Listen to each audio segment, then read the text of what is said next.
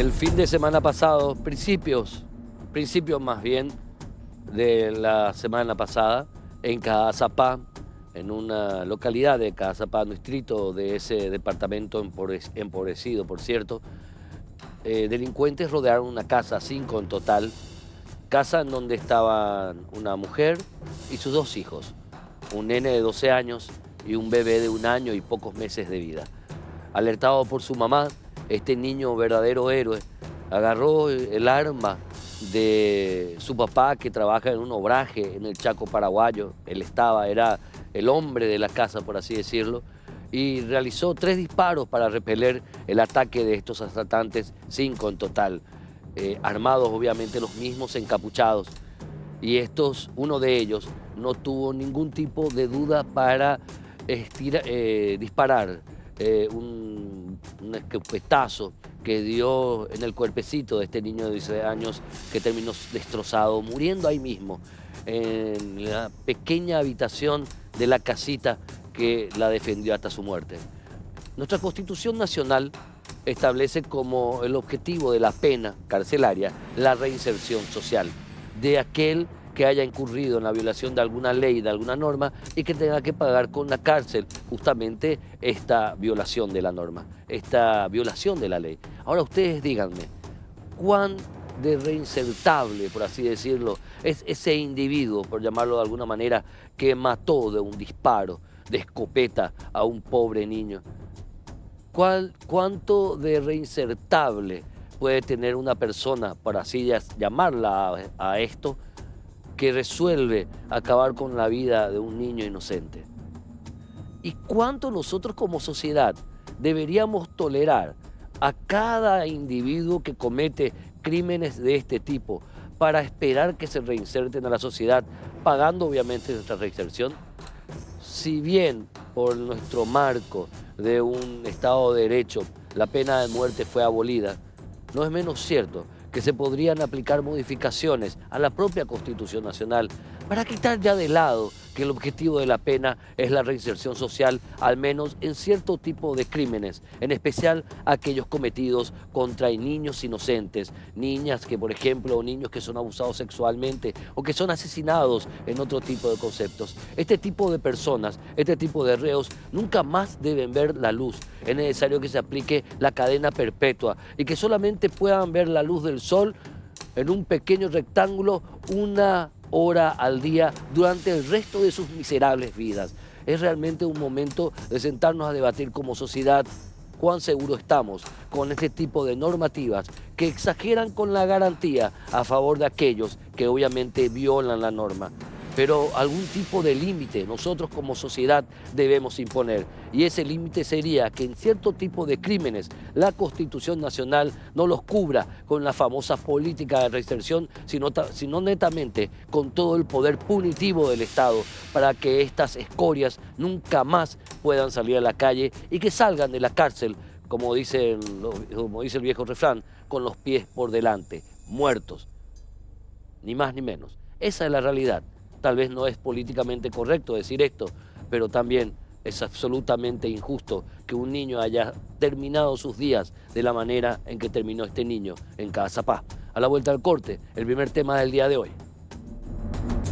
Nos acompañan en estudios el abogado Juan Villalba y su representada, la fiscal Keisy Jiménez, en un caso muy polémico que tiene que ver con lo que ocurría en el año 2017, las famosas escuchas y cuestiones que se van derivando de esa famosa ya situación.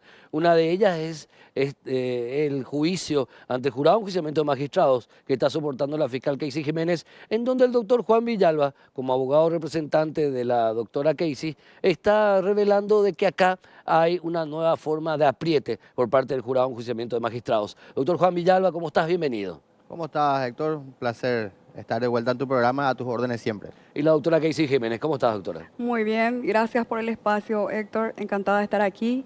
Buenas noches a la audiencia. Bueno, obviamente siempre comenzamos acá con la dama, si está una dama presente, somos caballerosos. Doctora, ¿cómo describirías el proceso que estás teniendo, la situación polémica que te rodea desde el año 2017?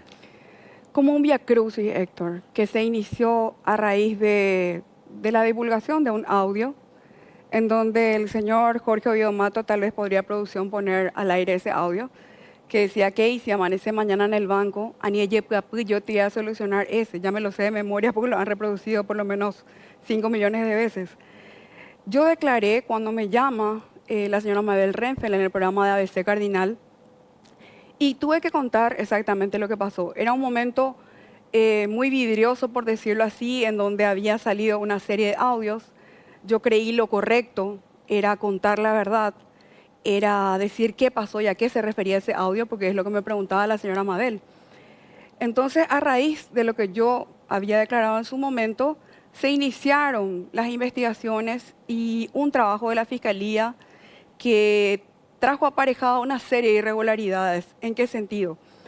También por el ejercicio abusivo del derecho por parte de los que eran imputados en su momento, una serie de recusaciones, cadenas de inhibiciones, etcétera. Pasó por tanta gente esta causa de que finalmente a la hora de llegar a la acusación y al juicio oral, tenían en relación al señor Jorge Oviedo Mato, yo no puedo hablar en relación a los otros acusados, una porción fáctica en donde el Ministerio Público solamente respaldaba la acusación formulada en mi declaración y en la declaración del defensor público Fermín Bogado. En ese sentido, ambos nos presentamos ante la citación del Tribunal de Sentencia y depusimos ante él, ¿verdad?, bajo fe de juramento.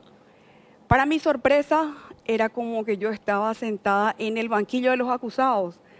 Y yo tengo 25 años de experiencia profesional, son 13 años como agente fiscal de la República.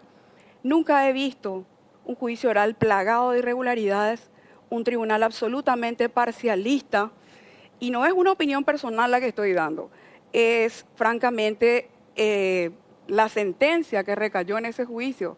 Dice claramente, este tribunal tiende a dar eficacia probatoria a las pruebas de la defensa. Y por supuesto que le va a dar eficacia probatoria ante la orfandad absoluta de pruebas por parte del Ministerio Público. Yo presté declaración durante casi 6 horas en las cuales no me permitieron ni siquiera ir al baño. Solicité bajar la mascarilla, estábamos en la época de COVID del año 2020. Estuve internada mucho tiempo, yo soy asmática y le pedí por favor al presidente. Era un trato casi inhumano, diría yo, ¿verdad? Las preguntas que hicieron en todo momento fueron capciosas, sugerentes, impertinentes, ante la mirada pasiva de un Ministerio Público que prácticamente hacía caso omiso a todo sin plantear una sola objeción. Yo durante toda mi carrera nunca permití que a un testigo se le trate de esa manera. No me preguntaron sobre la porción de hechos que era lo que yo tenía que declarar. Quiero decir más una cosa, el audio yo no lo ofrecí, el Ministerio Público no basó su acusación en ese audio. Esa fue una prueba del señor Jorge Oviedo, de prueba de la defensa, por la cual él presentó una pericia de parte. Pero por supuesto que una prueba para que pueda ser valorada en debida y legal forma bajo las reglas de la sana crítica por un tribunal tiene que ser objeto de contraexamen. Nuestro sistema penal, Héctor, es el adversarial acusatorio, lo que significa que cualquier prueba, cualquier manifestación tiene que ser objeto de contraexamen, lo que se llama sometido al contradictorio. ¿Cómo pasó en el juicio eso? Lo sometió al contradictorio. Por supuesto que yo como testigo no podía hablar más de lo preguntado. Yo era testigo, yo no era parte, yo no era su fiscal acusadora. Yo no le denuncié al señor Jorge Oviedo Mato, él habla de que yo le denuncié. El jurado ahora me está acusando de haber producido pruebas en su perjuicio. Yo no produje una sola prueba. Yo comparecí y dije lo que pasó en una reunión que se llevó a cabo el 2 de agosto del año 2017 en su oficina. Pero por supuesto él presentó... ¿Qué pasó en esa reunión? En esa reunión, yo quisiera ir por parte, Héctor, si me permitís, ¿verdad? En esa reunión nosotros nos fuimos con el defensor público Fermín Bogado. Yo le acompañé a él porque ha pedido de él, porque le había denunciado a una fiscal de nombre Karina Jiménez por que intervino ilegalmente en una causa que primeramente estaba bajo mi competencia. Y le liberó a un chico que estaba imputado por un caso de robo agravado. Es muy larga la cuestión, Héctor, si vamos a entrar, porque claro, por algo... El resumen era que nos fuimos a hablar con él. Yo le dije, presidente, le dije, pues en ese momento él estaba en el jurado de enjuiciamiento, yo lo respetaba mucho siempre. Le dije, yo solamente vengo para pedirte que le escuches. Él es el hermano de la víctima en una causa, hizo una denuncia ante el jurado de enjuiciamiento de magistrados. el jurado había resuelto por unanimidad de todos sus miembros en ese momento el enjuiciamiento de esta fiscal. Sin embargo, se había cajoneado nuevamente. Al ser cajoneado, yo le dije, quiero que le escuches para ver si ustedes pueden tomar una decisión justa. Ellos arribaron a que yo fui a pedir la cabeza a mi colega, cosa que nunca existió. Este problema no era mío. Yo le acompañé a este muchacho a su pedido. ¿Y sos vos la que recibe la llamada al día siguiente? ¿Día después? No, no fue una llamada. No Fue un una mensaje de llamada. audio. Yo le envié a una persona a su oficina que era una persona de mi total confianza, que era mi procuradora, hacía 20 años que estaba trabajando conmigo. A este muchacho yo le pedí por favor que le lleve un sobre al señor Oviedo Mato. ¿Qué contenía el sobre? Un escrito solicitando prórroga de elecciones, porque en el marco de esa reunión, como Fermín y yo éramos gremialistas, que era una actividad que en ese momento estaba permitida, él nos pidió que trabajemos para un candidato de su preferencia para la representación no docente de la facultad. Fermín es docente de la facultad, yo siempre suelo acompañar las candidaturas de los chicos, etc. Es una forma de estar siempre presente dentro de lo que es el ámbito de la universidad, ¿verdad? Que es nuestra casa de estudio. Sí. En ese sentido, yo le dije al entonces senador de que este chico no tenía muchas posibilidades. Estábamos en agosto y creo que las elecciones eran en octubre. Juan Villalba, y ahora la fiscal, después de este juicio en donde lo sobreseen a Jorge Oviedo Mato, ¿verdad? Lo declara inocente en el marco de ese audio. Jorge Oviedo Mato denuncia a Casey Jiménez, pero ante el jurado de enjuiciamiento de magistrados. Y se está realizando la audiencia de este juicio. Y vos sostenías públicamente de que vos estás observando que hay una especie de nuevo apriete o estilo de apriete del jurado de enjuiciamiento de magistrados. Mira que lastimosamente estamos volviendo a lo que hace 5 o 6 años atrás se venía denunciando de cuál era el estilo, el modus operandi del jurado de enjuiciamiento de magistrados, que es la de enjuiciar a los magistrados como forma de apriete. Porque admitir una acusación en la manera en la que se admitió, sin darle la posibilidad a esta defensa o a la enjuiciada a ser oída, pero sí le dieron la posibilidad al acusador a ser oído antes de tomar la decisión de enjuiciar y suspenderla sin goce de sueldo, ya te da un parámetro de que rompe el principio de bilateralidad y por ende un parcialismo hacia una de las partes. La segunda cuestión, se miente en la acusación. Esta causa no está firme, no está ejecutoriada, porque La causa en donde Jorge Oviedo Mato es sobreseído. fue absuelto. Fue absuelto, perdón. ¿Por qué? Porque hay una acción de inconstitucionalidad que fue admitida en la sala constitucional de la Corte presentada por el condenado Carmelo Caballero. Ok.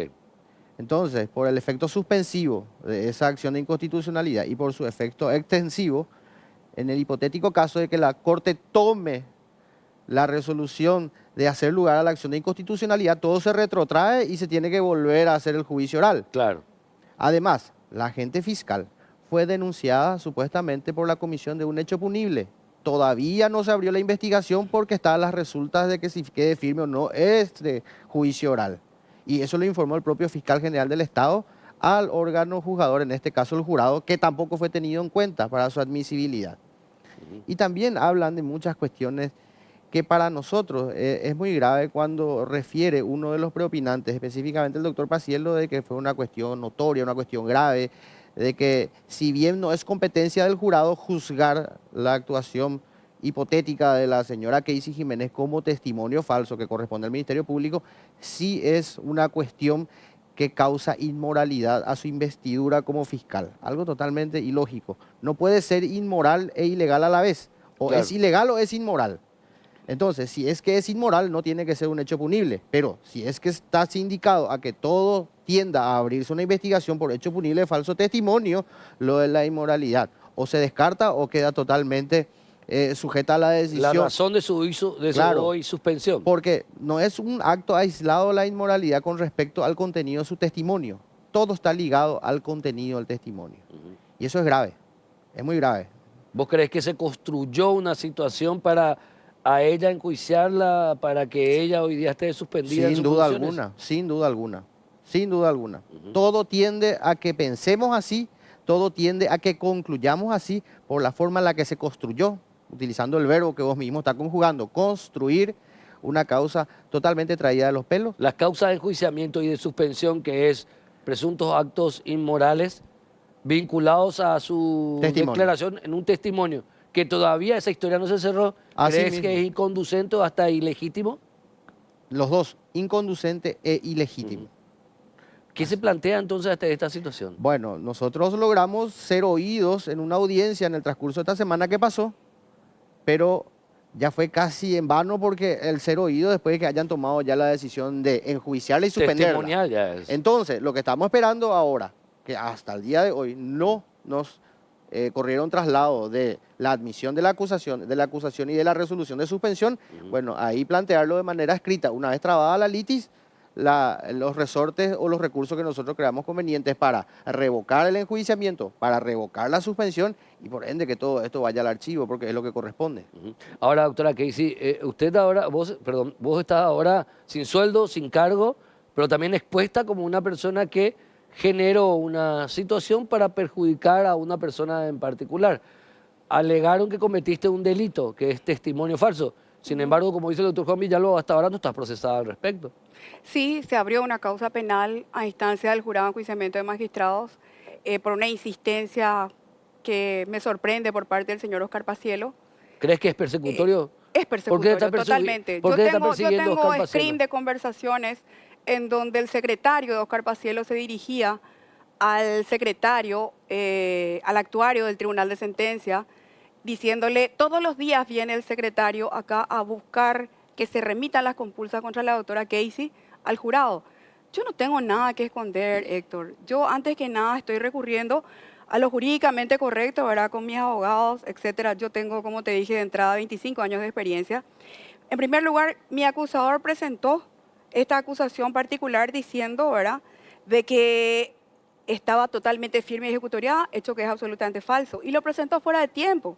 Lo presentó fuera de tiempo, lo cual la nueva ley 6814, que rige las disposiciones del jurado, establece que tiene 2 años al efecto de la prescripción. O sea, estamos ante un acto nulo y anulable. Presentó la acusación particular prescripta. El tiempo de prescripción totalmente. El mismo acusador, el abogado Álvaro Arias, en representación del señor Jorge Oviedo, pone de que el hecho del que estamos hablando, el hecho que se me indica fue mi declaración testimonial en fecha 24 de noviembre del año 2020 y él presenta el 13 de diciembre del año 2022, pasando más de 21 días del plazo de prescripción. Entonces, ¿qué pasa? Presenta una acusación, pero por la comisión del supuesto hecho punible de testimonio falso, que no es competencia del jurado de enjuiciamiento de magistrado, que solo puede juzgar mal desempeño de funciones. El primer ¿A vos no te dictamen, juzgan por mal desempeño de funciones? la primera acusación fue esa. Luego de 7 meses, en julio del 2023, plantean y meten por la ventana otra acusación, que hablan de ampliación. No es una ampliación, son los mismos hechos calcados, pero atribuyen una causal que se inmersa en el artículo 14, que es cometer actos u omisiones, ¿verdad?, que sean inmorales en su vida pública o privada y lesivos de su investidura, tratando de justificar lo que estaba diciendo en su alocución Oscar Pacielo.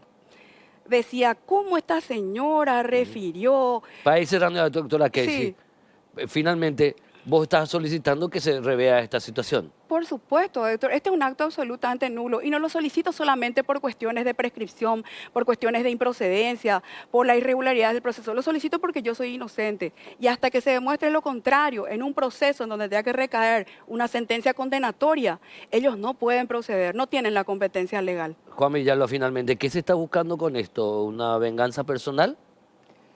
Mira, eso habría que preguntarle a la gente que está persiguiendo y que construyó una causa totalmente ilegítima e ilegal. Ahora, lo que nosotros buscamos, aparte de que se haga justicia con la doctora Casey, es de que no ocurran estas cosas para que realmente el Paraguay pueda ser considerado como un país con seguridad jurídica y que haya Estado de Derecho. Porque cuestiones como estas, que salgan a la luz y que puedan ser vistas por todo el mundo, van a perjudicar a la imagen país y sobre todo al sistema de justicia. Pero también otra cuestión que tiene que ver, ¿quién va a querer ser testigo ahora? Esa es una cuestión. Tratar de amordazar o acallar a la gente por cuestiones que puedan llegar a pasar y sobre todo con mucho tinte político es algo que evidentemente lo que se busca es ejemplificar para que no vuelva a ocurrir cuestiones como la que ocurrió en el 2017, que desmanteló todo un sistema de apriete que reinaba dentro del órgano ¿Volvió ese jugador del apriete? jurado. Lo que queremos que no vuelva. Estos ¿Volvió? son Es la pregunta. serios indicios de que está volviendo. Juan Villalba, doctora Keisy Jiménez, muchísimas gracias. Gracias. Las personas nombradas en este bloque obviamente tienen todo el derecho a la réplica, tanto el ex senador Oviedo Mato como el doctor Álvaro Arias, su representante, y todas las personas mencionadas, como también Oscar Pacielo. A la vuelta del corte vamos a tener un contacto internacional. Vamos a seguir hablando del caso de Katia y de las condiciones que se derivan como país tras este brutal feminicidio. A la vuelta del corte. Luego del asesinato de Katia, que fue muerta por su expareja, a pesar de que ella solicitó el auxilio de la justicia, comenzó una serie de análisis que tienen como punto focal la figura del feminicidio, pero también la figura de un Estado que no puede precautelar la seguridad de las víctimas que denuncian no solamente situaciones que tienen que ver con las relaciones de pareja, con violencia intrafamiliar, sino también víctimas de otro tipo de delitos, en donde, por ejemplo, faltan medidas de seguridad, faltan tratamientos psicológicos contra el violento, contra el delincuente.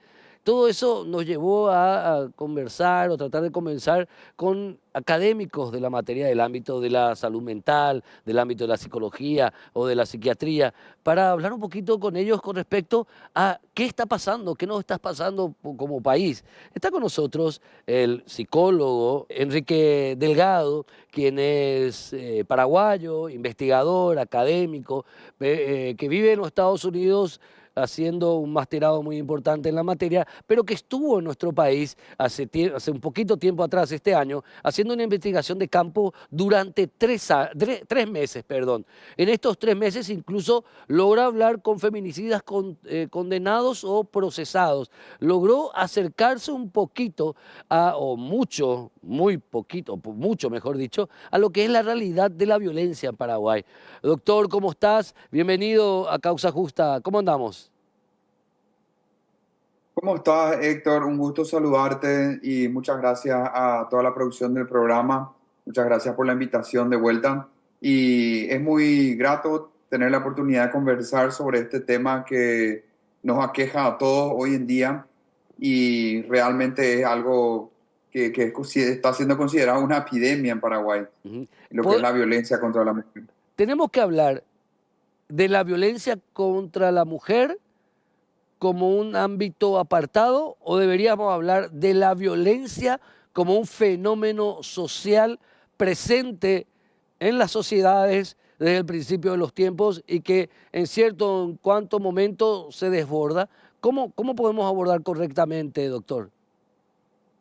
La verdad que ambas opciones son correctas, pero por el fin de este encuentro, yo creo que tendríamos que centrarnos en la violencia contra la mujer, que está muy marcada en nuestro país. Por sobre otro tipo de violencia, la violencia contra la mujer realmente está bien categorizada en nuestro país, bien marcada. Ahora, la figura del feminicidio como una construcción penal, como si fuera un abordaje particular a este fenómeno por llamarlo de alguna manera, sin quitarle la gravedad de que tiene, ¿fue parte de la solución o es parte del problema? Bueno, evidentemente es parte de la solución, pues llevó bastante tiempo en Paraguay, al igual que en otros países, poder incluir esta terminología y la figura del feminicidio y diferenciarla de lo que es un homicidio con sus características dentro de la figura penal. Fue un avance, fue algo difícil, lo lograron personas que hoy en día siguen trabajando en materia de violencia contra la mujer, personas muy conocidas del ámbito social y político allí en Paraguay. Pero bueno, aún así esto es más un beneficio que algo negativo. Perfecto. En tu investigación para la tesis, viniste al país o volviste al Paraguay durante 3 meses en este año. Hasta incluso lograste entrevistar a personas que cometieron feminicidios. Lograste hacer una investigación muy profunda, pero también descubriste que la ley 5.777 es que protege supuestamente a la mujer, realmente en la práctica de gobierno es letra muerta. Lastimosamente sí, Héctor. Creo que no hay que darle vueltas al tema. La ley está muy bien redactada, contempla todos los aspectos, el contexto en sí de la violencia en Paraguay contra la mujer, todo el aspecto psicológico, psicosocial, económico, penal, judicial, contempla todos los aspectos. Es algo muy lindo la lectura, pero como vos decís, tal parece ser más letra muerta, pues estamos fallando en la parte de la acción, del conjunto de acciones que realizamos para la prevención de los casos. Es allí donde se encuentra el fallo. ¿Cuáles fueron las falencias que encontraste? La principal falencia tiene que ver con la interinstitucionalidad, tiene que ver con la relación que existe entre las instituciones del Estado que trabajan con feminicidio, que trabajan en todos los niveles de prevención. Porque hay que entender que cuando se habla de salud, salud mental, salud pública, prevención, hablamos de 3 niveles: nivel primario, secundario, terciario. Las instituciones del Estado trabajan en esos 3 niveles, pero la comunicación que existen entre las cabezas de estas instituciones y el trabajo en equipo es lo que realmente está haciendo que los resultados no sean positivos, que realmente no se puedan ver. Pues si te pones a pensar, hace 5 años llevamos prácticamente el mismo promedio en cantidad de víctimas anualmente. Pero nosotros implementamos, en Paraguay se implementó, se potenció la página web del Ministerio de la Mujer. De hecho, antes era Oficina de la Mujer, hoy en día es Ministerio. Se incorporaron más personas, se capacitaron un montón de personas también. O sea, tal parece que hubo todo un intento de crecimiento, y hubo un crecimiento, se manejan estadísticas más claramente. Todos alguna vez escucharon de lo que es feminicidio y cómo se opera, pero ¿qué es aquello? ¿Qué es lo que está pasando que hace 4 o 5 años seguimos llevando el mismo promedio de víctimas, aún con todas estas mejoras que implementamos? Y allí salen solo 2 hipótesis. Una sería que realmente no está funcionando el sistema en sí, y que significa que todo lo que se hizo en este tiempo no valió la pena, lo cual sería muy triste. Y la otra opción, y que creo que es la más acertada, es que en realidad los casos de feminicidio iban a ir en aumento, y que lo que hicieron estas instituciones con las herramientas que actualmente contamos, que no son altamente efectivas, pero lo son en cierta forma, lo que hicieron fue retener la cantidad. O sea, de no haber realizado estas mejoras en los últimos 4 o 5 años, probablemente los números iban a ser el doble o el triple. Esa es la segunda hipótesis. Esa es la segunda hipótesis, bastante intensa, por cierto. Ahora, al dialogar con feminicidas condenados, con quienes te entrevistaste cara a cara, ¿cuál fue la sensación? No te pido que hables como investigador, ni siquiera como un académico en el ámbito de la psicología, sino como hombre. ¿Cuál es la sensación que te dejó esas charlas con estos feminicidas, cuyas declaraciones luego obviamente van a estar insertas en el material, en el que ojalá sea un libro que estás escribiendo? ¿Qué se te quedó, licenciado? Bueno, lo que más se me quedó realmente es que hay mucha diferencia entre hombres que cometieron feminicidio y corresponden a las clases sociales más bajas, clases sociales prácticamente rurales. Me llegó mucho el tema de la educación. La mayoría no pasó el 2º grado, el 3er grado. Y me sorprende que aún así formaron una pareja, tenían medios de solución de problemas, también tenían muy básicos, ¿verdad? Como por ejemplo a través de una discusión, cuando las cosas se ponían peor, ellos simplemente salían de la casa o se agarraban el caballo y se iban a dar una vuelta. o trataban de huir de la situación para no cometer un acto violento. Realmente me llegó mucho acerca de esos intentos que realizaban estos hombres para no llegar a una etapa final. En el caso de personas que son más jóvenes o que corresponden a clases medias, bajas, medias, altas, ya más urbanas, me llama la atención esa posición extremista, esa posición de que la última opción que tenían y que la única opción que tenían era prácticamente acabar con la vida de la mujer. Como si no hubieran tenido algún tipo de charla con algún amigo, con alguna psicóloga, con algún psicólogo, alguna persona que le haya dicho, che, tu actitud está mal, estás operando mal, necesitas ayuda, tienes que cortar esto antes de que puedas irte a la cárcel. Me sorprende que en un ámbito urbano, rodeado de gente que sabe qué está bien y qué está mal, estas personas se sentían solas, se sentían vacías y no podían contar con ninguna otra persona o nadie se animaba a decirle, deja de joder con esto, no termines tu vida en la cárcel cometiendo un acto así, que te perjudica a vos, le quitas la vida a una persona y le dejas huérfano a tus hijos o a los hijos de la mujer.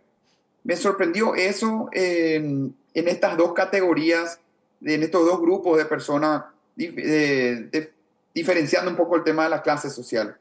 Ahora, Por un lado la falta de educación, por sí. otro falta de apoyo social. Enrique, para ir cerrando, obviamente tenés que defender primero tu tesis, este trabajo es para tu tesis allá en Atlanta, en los Estados Unidos, pero no sé si nos puedes adelantar alguna de las conclusiones de este trabajo de investigación y de estudio de la violencia contra la mujer en Paraguay que estás haciendo.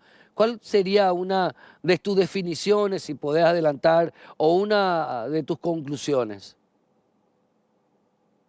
Bueno, sería un poco irresponsable de mi parte decir unas conclusiones que al final podrían cambiar completamente, pues aún se sigue estudiando.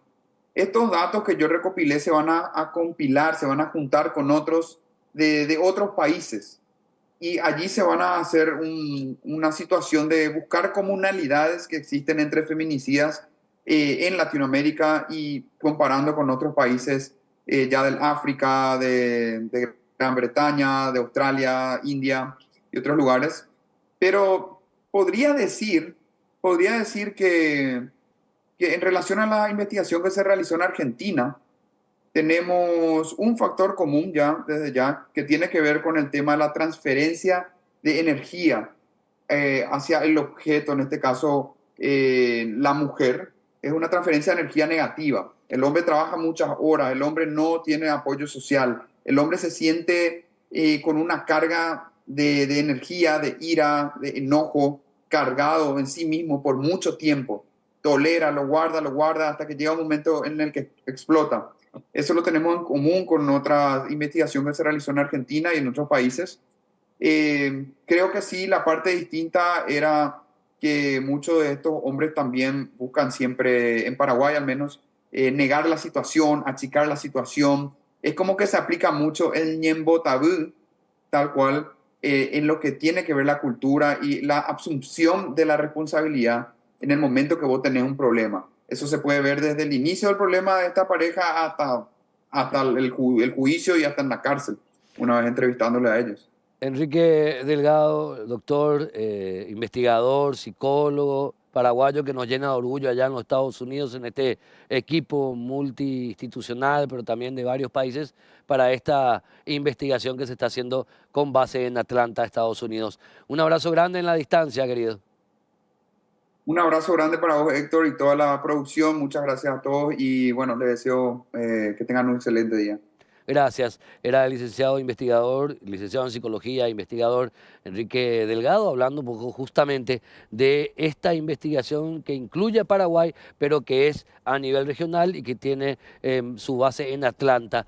Una de las reacciones inmediatas por parte del gobierno, luego del asesinato brutal de Katia, fue el de acelerar medidas de de aseguramiento o de acelerar medidas o leyes o programas que estaban ya establecidos hace media década pero que nunca se aplicaron.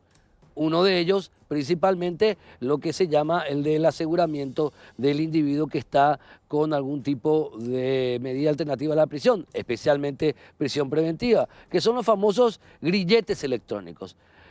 A la vuelta del corte, vamos a hablar con una de las empresas que se presentaron, pero obviamente todo el resto de las empresas están invitadas, pero con esta empresa no queremos hablar del producto que ellos están ofreciendo, queremos hablar de cómo funciona el sistema del grillete electrónico como concepto básico de asegurar al individuo con medidas alternativas a la prisión. A la vuelta al corte. Una de las primeras reacciones del gobierno, que hay que reconocer que es un gobierno que tiene 3 semanas de vida, tras la muerte de Katia, tras el feminicidio de Katia, tras el cobarde asesinato de Katia, fue el de desempolvar el famoso proyecto ya devenido en ley nunca reglamentada, por ende nunca aplicada, de aplicación como medida de seguridad del individuo con procesos penales que goza de prisión domiciliaria de los famosos grilletes electrónicos.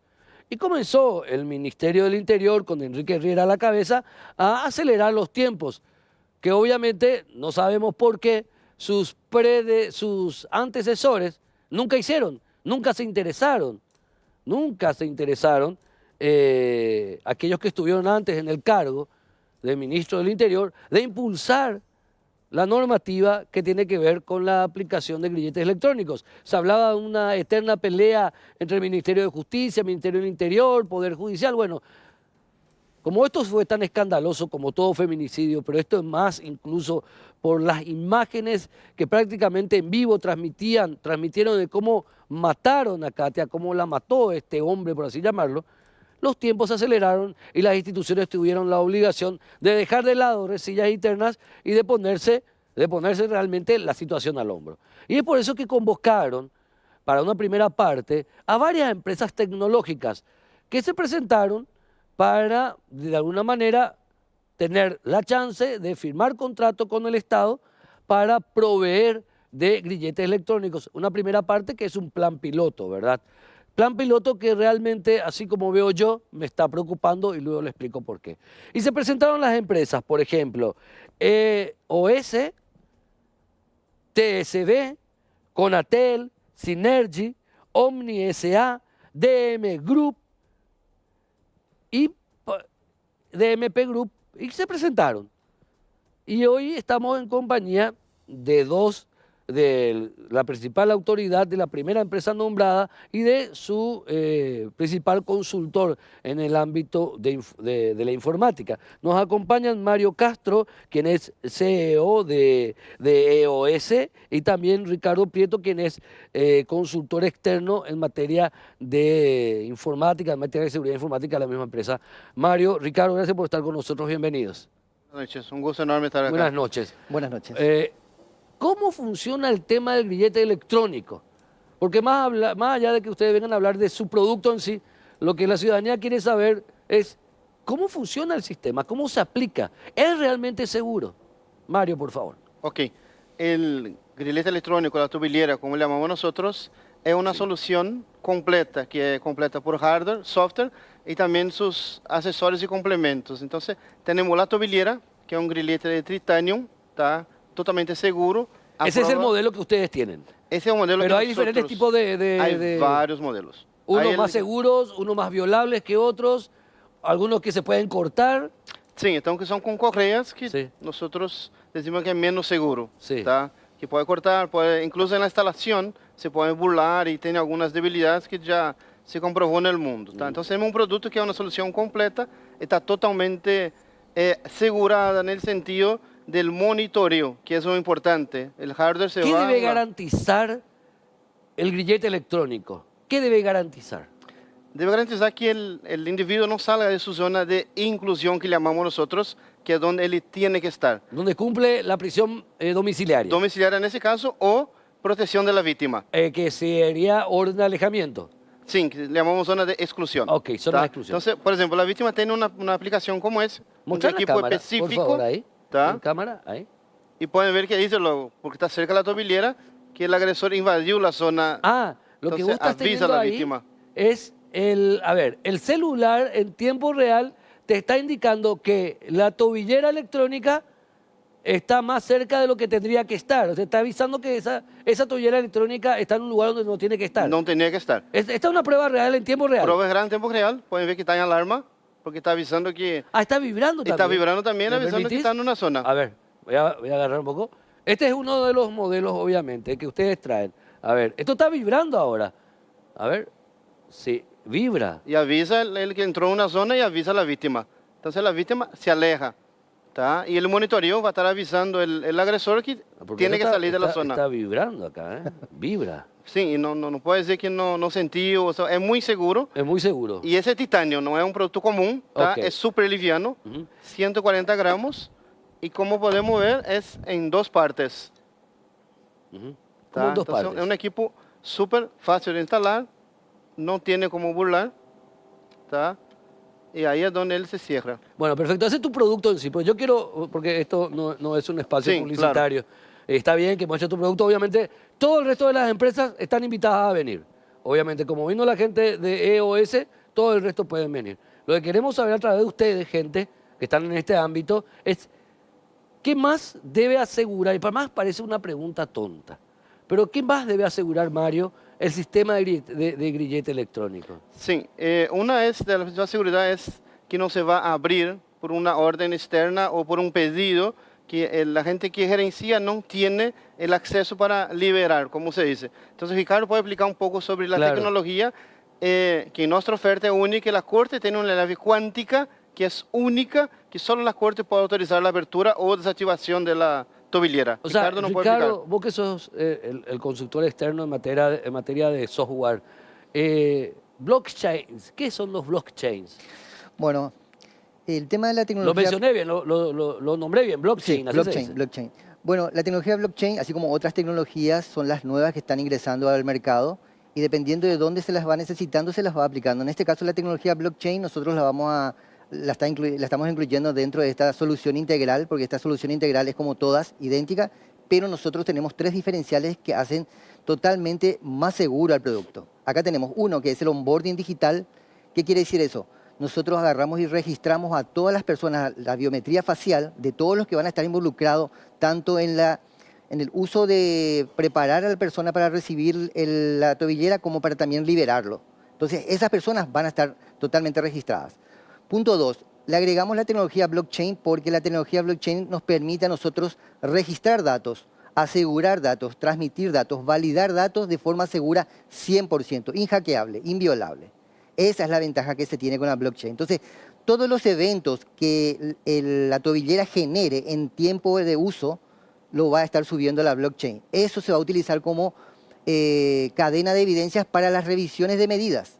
Entonces, si una persona violó, eso ya queda grabado en la cadena de bloques. Entonces, la gente, tanto el fiscal como los abogados, tienen derecho a acceder a esa información para poder, evidentemente, revisar las medidas que quieran a posteriores, ya sea para quitarle el grillete y enviarle a prisión o para que pueda seguir con ese grillete. Eso por un lado. Y finalmente tenemos lo que se llama, que es una innovación muy buena, que es lo que se llama la clave cuántica de liberación, que es una solución que lo vamos a dejar dentro de la Corte para que puedan los jueces solicitar eso a medida que ellos van generando la resolución, que ya hoy utilizan expedientes electrónicos. Entonces, al generar la resolución de liberación, con esa resolución, sin la llave cuántica, no se puede liberar a una persona. Con lo cual le dejamos fuera de la posibilidad de que los supervisores que están con biometría puedan ellos utilizar la plataforma y liberarlos per se.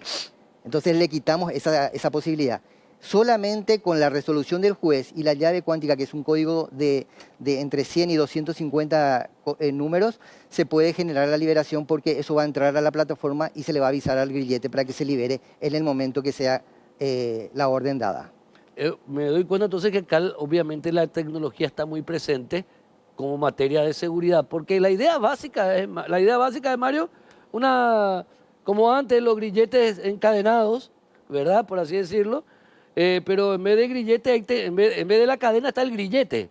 Que O é sea, uma geocerca. en vez de la cadena, mejor dicho, está la tecnología. Pero Correcto. se suelen ver casos en donde hay individuos que lograron romper el grillete, lograron cortar si tiene correa, lograron, por ejemplo, aislar con inhibidor de señales, aislar la señal que sale del grillete. Hay casos que se han dado así, Mario. Muchos casos, Eso, muchos. ¿Eso es un peligro también, la vulnerabilidad del sistema? Claro, por eso nosotros decimos que el plan piloto tiene que ser bien pensado, bien estructurado, tienen que elegir una tecnología confiable. ¿tá? Nosotros creemos, por toda la experiencia en el mundo donde se usa ya esos grilletes, no hubo ningún caso donde se pudo burlar o sabotear la tobillera, porque para sacar la tobillera va a tener que cortar su pierna porque no se va a abrir, o venir y cerrar con un serrucho, pero como tiene un sistema de inteligencia artificial, él ya va a detectar la maniobra y ya va a avisar al monitoreo antes de cortar. ¿tá? Y cuanto al tema de señales, él tiene un chip que se llama global y tiene una inteligencia que busca siempre la mejor señal. Entonces va a ser imposible burlar la señal sin que el monitoreo sepa. Y burlar la señal ya es violación de medida dentro de la regulamentación Quiero de la agregar ley. un dato ahí. Por favor, Ricardo. El hecho de que el grillete envíe señales, se puede manejar eso entre 10 segundos y 2 minutos. Entonces, cuando están usando inhibidores, nosotros hacemos un seguimiento de 3 señales que fallan. Cuando 3 señales no llegan, ya sabemos que hay un inhibidor asociado. Entonces, inmediatamente ya se procede con el protocolo que corresponda, como si fuera que la persona ya está intentando violar. Porque no hay forma que si eso se pueda evitar recibir las 3 señales dependiendo del tiempo en la que le corresponde, si es que no hay un inhibidor. Por lo tanto, lo que nosotros planteamos en este plan piloto es que todo pueda ser controlado y protocolizado de tal forma que podamos intuir qué está pasando con esa persona una vez que se pierde el control de la señal. Pero generalmente los inhibidores son difíciles de mantener mucho tiempo porque se descubre eso. Entonces, cuando la persona, y en este caso ahí pongo un caso, un escenario especial, una persona que tiene prohibición de acercarse a su pareja, perfecto, si esta persona 3 señales no llegaron, automáticamente ya se abre el protocolo. Primero debiera ser para proteger a la víctima, no llegar a él primero. Primero sino a la víctima. Primero a la víctima y luego él, con lo cual no va a llegar a la víctima para hacer lo que quiera hacer. Entonces ese es un poquito el proceso que se tiene que hacer ahora con toda la tecnología que hay. Perfecto. Ahora, Mario, con respecto a la señal, ¿cómo llega? ¿Es señal por satélite? ¿Todos los sistemas funcionan por satélite o funcionan por banda ancha? ¿Cómo es? Claro, los sistemas normalmente funcionan, colecta el señal del satélite Sí. y envía por línea telefónica, que sería con un chip de datos. ¿tá? Con chip de En radio. este caso, la tobillera tiene una doble tecnología que captura por satélite y si no encuentra el satélite por algún motivo, él empieza a triangular las torres. Y siempre busca, no importa la operadora, eso es lo bueno que es el único sistema que es multioperadora simultáneamente. No es que yo tenga un chip de una operadora y ahí No nomás se si puede falló. tener el chip de una sola operadora. Debería ser chip. En ese caso es un chip global y él busca siempre la mejor señal, Ahora, siempre, y Mario, triangula. Finalmente, quiero seguir cerrando ya. Me preocupa lo que dijiste, el tema del estándar, porque no sé los detalles del plan piloto. Creo que el ministro Enrique Riera lo comunicó, vamos a ampliar eso, y más, lo quiero tenerlo acá otra vez a Enrique Riera. El plan piloto para mí debe ser un estándar top. No puede ser un plan piloto con un estándar básico, porque si no, la licitación posterior va a ser en base a un estándar bajo, o sea, el servicio en consecuencia puede ser de una calidad inferior a lo que buscamos en materia de seguridad para comenzar, y de seguimiento, y de bloqueo del individuo. La propia tecnología en sí. Me preocupa cómo ustedes ven el estándar del plan piloto. ¿Es un estándar medio, un estándar bajo, un estándar que debería estar mejor?